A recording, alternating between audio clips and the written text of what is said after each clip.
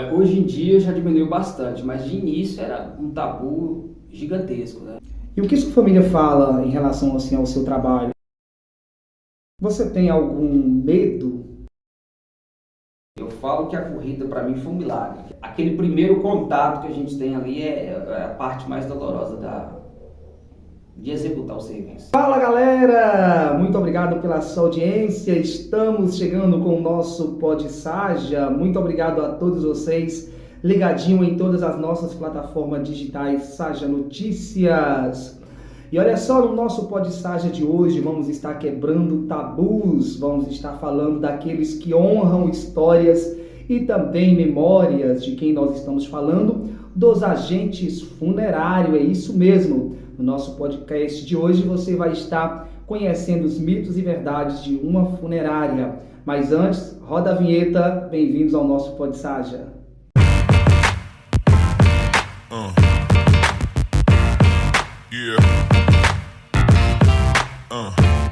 Então é isso, gente. Para começar o nosso podcast de hoje, estou aqui com ele, o nosso convidado, Kenner Aguiar, que é gerente de uma das empresas funerárias aqui da região de Santo Antônio do Jacinto. Kenner, muito obrigado pela sua participação. Já agradeço aqui a Funerária Pax Regional por ter liberado a sua presença aqui no nosso podcast. Seja bem-vindo.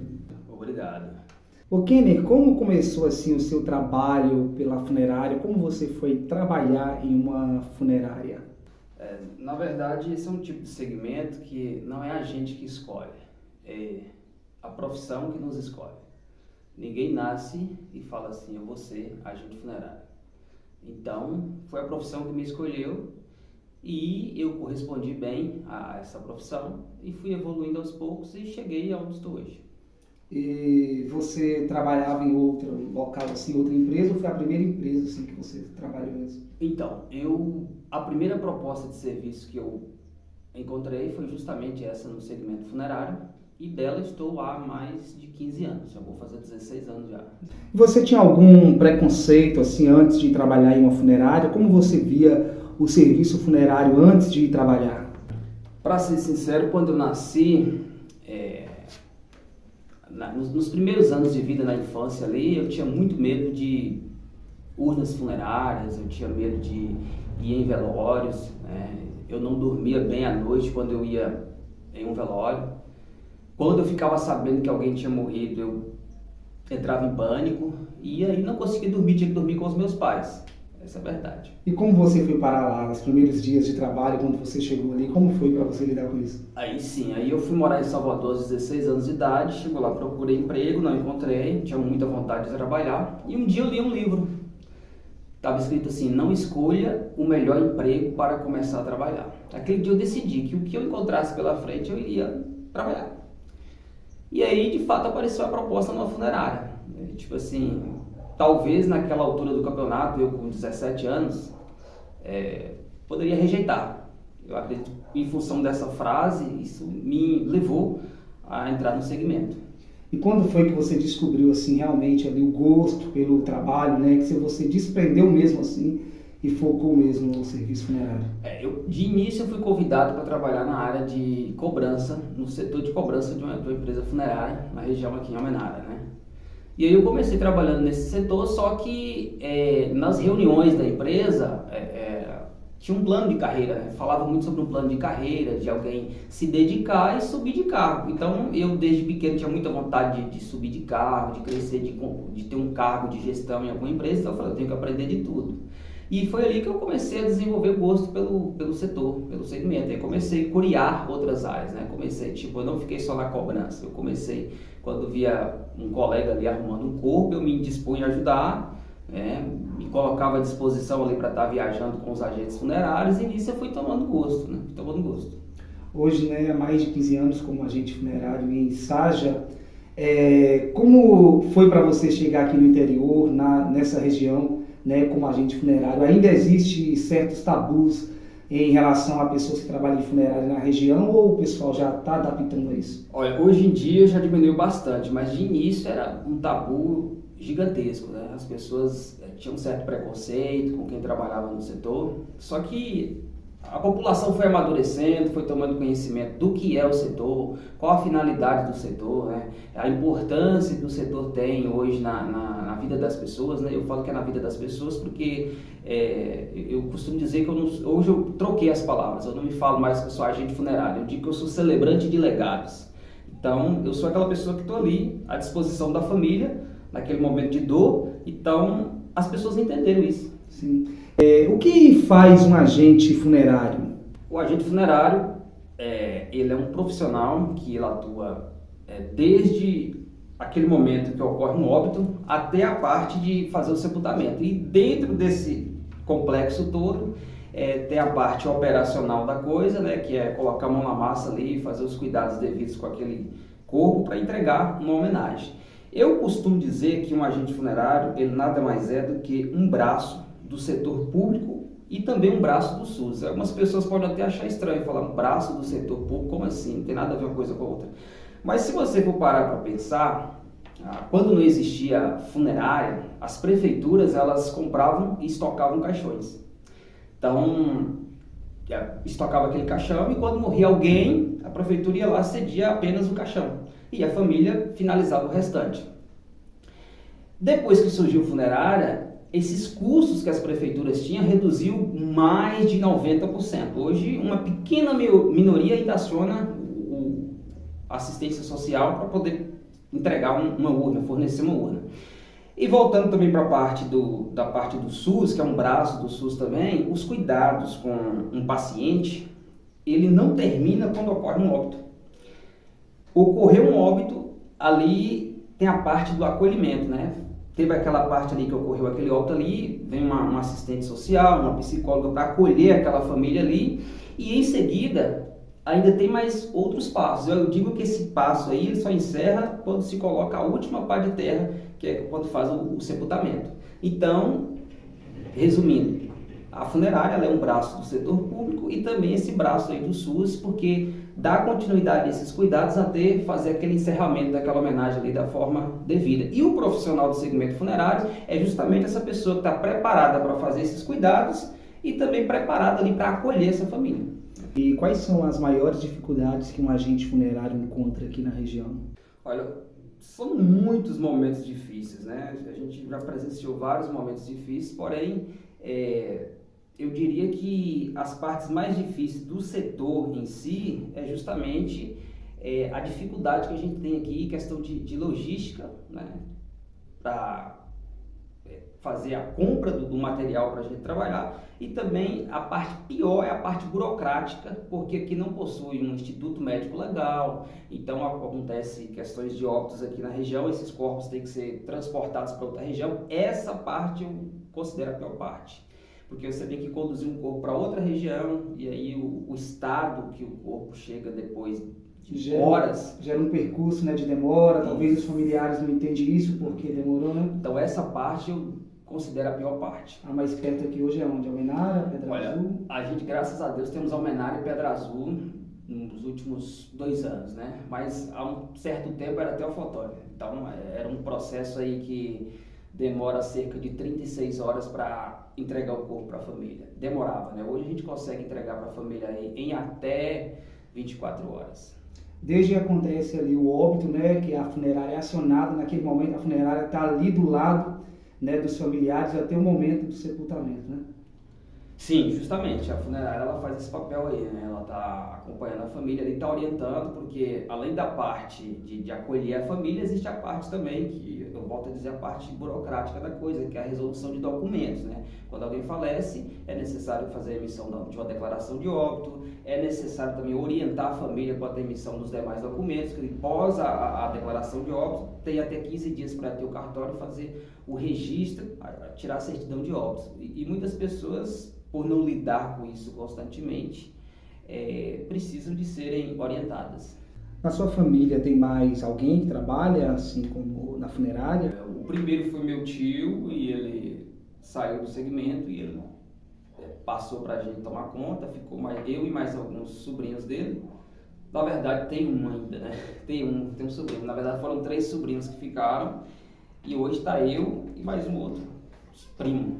Hoje são quantas pessoas que trabalham na empresa que você presta serviço? Nós estamos em seis colaboradores. E o que sua família fala em relação assim, ao seu trabalho? Elas te apoiam, sua esposa, suas filhas? Minha filha foi criada brincando nas urnas, nos caixões. A minha segunda filha também está lá na funerária. A minha esposa está comigo dia a dia ali, me ajudando, me auxiliando, me dando força, né? Porque ela está lá, ela é como se fosse uma pessoa para me assessorar ali. Naqueles momentos que eu necessito de alguma coisa, ela está lá do meu lado me assessorando. Vocês, como agente funerário, eu acredito que não tem dia, não tem hora, tem que estar ali à disposição, plantão 24 horas. Geralmente, né, as emoções ficam à flor da pele. Como você lidar com essa situação? Olha, eu costumo falar lá na funerária com os meninos, eu falo o seguinte: conheça todas as teorias, essa é uma frase de um pensador, domine todas as técnicas, mas ao tocar em uma alma humana, seja apenas outra alma humana. Então ali quando a gente vai tocar, existe dois extremos. O primeiro extremo é você ser sentimental demais e acabar chorando ali junto com a família. E o segundo extremo é você ser frio demais, né? E não importar com a dor das pessoas. Então a gente precisa dosar, a gente precisa ter esse sentimento, esse senso, cuidar daquela pessoa ali, daquele que foi a óbito, como se fosse um familiar da gente, mas também a gente precisa ter um controle emocional, porque se a gente não tiver esse controle emocional, a gente vai acabar desabando também ali e vai dificultar a execução do serviço. A gente vê, né, percebe aí o seu engajamento agora pelo esporte aí, banho gelado, corridas, né? Isso é para aliviar um pouco do estresse aí relacionado ao trabalho? Como foi? Sim. Na verdade, a carga de trabalho me fez ter estresse, ansiedade, né? E aí eu também estava querendo melhorar como profissional, melhorar como pessoa, e eu descobri a corrida. Eu estava lendo um livro e esse livro falando sobre atividade física e tudo mais, e eu sempre fui meio que desligado na questão do esporte, né? Porque até então na nossa região aqui o esporte mais falado é futebol, e eu nunca gostei de futebol, nada contra, mas eu nunca gostei. E aí não tinha habilidades, na verdade, para jogar. Até achava interessante, mas não tinha habilidade para jogar. E aí eu descobri a corrida, aí comecei a correr e tô aí há mais de um ano já. E tem dado resultado? Você sentiu melhoras assim no seu desempenho físico, emocional? Eu falo que a corrida para mim foi um milagre que aconteceu, certo? Porque trouxe melhorias na saúde, trouxe melhorias também no lado profissional, né? A questão profissional evoluiu bastante, né? Porque eu aprendi a construir disciplina, a criar resistência, né? A lidar com a pressão, né? Viver sob pressão, né? Porque quem é empreendedor, quem está no comércio, sabe que todos os dias são pressão para todos os lados, pressão do governo, pressão de uma coisa, de um lado, de outro. E quando você traz aquilo lá do esporte, você aplica nos negócios, você vê que dá resultado. E você corre como? É por semana, dias, tem horas? Como funciona? Eu iniciei correndo 2, 3 vezes por semana e fui aumentando a quantidade, fui aumentando o volume, a intensidade de treinos, né? Fui aumentando e até que chegou esse ano de 2024 que eu entrei em um desafio online de correr todos os dias desse ano.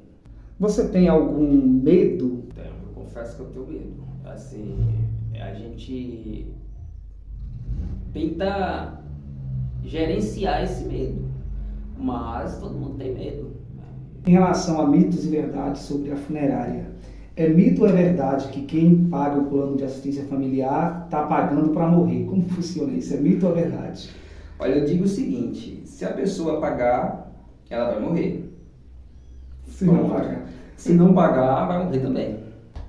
Em relação à funerária, né, voltando a falar aí sobre funerária, tem os momentos difíceis, né, mas qual é o momento assim bons, né, o lado bom também de um agente funerário? Olha, tem uma coisa que eu falo que vale mais que dinheiro. É quando um familiar chega até a gente e reconhece o nosso trabalho, sabe? Quando alguém chega e fala assim, agradece pelo esforço, pelo empenho da gente, pelo cuidado ali que a gente teve com o ente querido dele ou dela, e faz ali aquele discurso de gratidão, manda uma mensagem de gratidão agradecendo ali, a gente fica muito feliz. O que é um plano de assistência familiar? Como é isso? Pagar ali? Então, como eu te falei, a questão do plano familiar, eu acho que foi uma das ideias assim, mais fantásticas que foi desenvolvida. Primeiro, ajudou as prefeituras, né? Segundo, ajudou as famílias. O custo de um funeral, ele fica alto, né? E pegar alguém de surpresa ali de última hora é meio complicado, né? E por isso que as pessoas iam lá e apelavam para a prefeitura, né? Quando surgiu o plano funerário, isso facilitou as famílias honrarem seus entes queridos de forma digna, né? Com um custo baixo, né? Porque é uma mensalidade que você paga ali mês a mês, né? Inclui a família toda, inclui o seu familiar ali e caso ocorra um óbito ali naquela carteira ali, vai ser atendido, né? De uma forma digna. As pessoas às vezes chegam pra gente e falam assim, vocês estão felizes demais, tá morrendo muita gente na cidade. Não, pelo contrário, a gente tá triste porque tá gerando ali trabalho, tá gerando ali uma baixa de estoque, sim, né, de mercadoria ali que a gente tem, porque quando a gente perde um associado, a gente está perdendo sim, um cliente, sim, que está todos os meses ali honrando a gente. Exatamente. Então, não faz sentido a gente desejar que as pessoas morram. Para quê? Qual a finalidade? Kenner, deixa aí os seus agradecimentos, né, para os seus clientes que certamente está assistindo o nosso podcast, também, né, para as pessoas aí, os nossos internautas, o que você diria para eles? Você hoje que é associado da nossa empresa, você com certeza já tem certeza disso, que você está em boas mãos, né? Porque somos uma empresa que estamos há mais de 22 anos no mercado. Quem, porventura, ou algum dia utilizou os nossos serviços, né, sabe da responsabilidade, da competência que a nossa equipe tem, que a nossa empresa tem, né? Estamos aí há mais de 22 anos no mercado e eu digo o seguinte, honrando histórias de vida, né? Não quiser acompanhar mais sobre o dia a dia de um profissional do segmento funerário, hoje eu estou no TikTok, né? Costumo falar alguma coisa lá do meu dia a dia, estou no Instagram, né? E também o nosso endereço fica aqui na Rua Beira Rio, número 37, telefone 3747-1585, pode visitar nós lá, estamos de braços abertos para servi-los um café, né? Vai ser uma honra receber. Kenner, eu gostaria de te agradecer pela sua participação aqui no nosso podcast. Muito obrigado por ter aceitado o convite. Também quero agradecer você aí de casa. Corre, comente, compartilhe. Muito bom ter a sua companhia, ter a sua audiência. Esse foi o nosso podcast de hoje. Semana que vem estaremos com mais uma entrevista abordando mais um tema polêmico aqui no nosso podcast. Obrigado pela sua companhia, pela sua audiência. Tchau, tchau, Brasil.